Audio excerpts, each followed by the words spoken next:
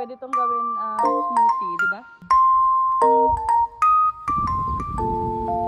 Okay mga besties, so ngayon mangunguha kami ng raspberry. So kita nyo to. Medyo matinig. Ito. This one. Wala, tapos kainin. This one? Yeah.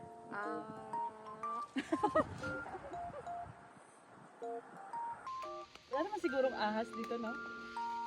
Meron, malalaki. Tabi-tabi po. Tabi-tabi. Sa Pinas, tabi-tabi po. So, yan. Dami guys. Raspberry. So, pwede itong gawin smoothie, di ba? Damihan natin para mag-smoothie tayo.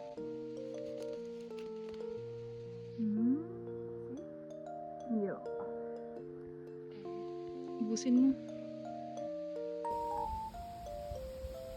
Dito, dami dito. Ako lang.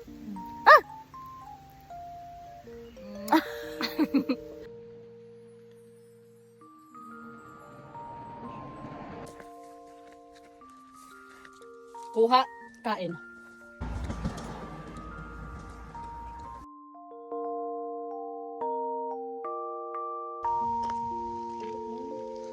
Natatakot ako. Charot lang. Wala na. Laman. Hindi mo ganun ko lang. Tre.